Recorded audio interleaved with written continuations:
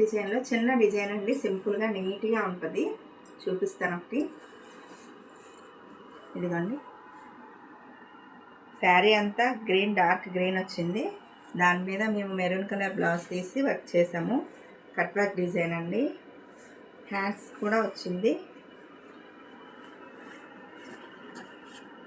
Cut work డిజైన్లో simple design అండి. బాగుంది కదా, చాలా చిన్న డిజైన్, క్యూట్గా ఉంది.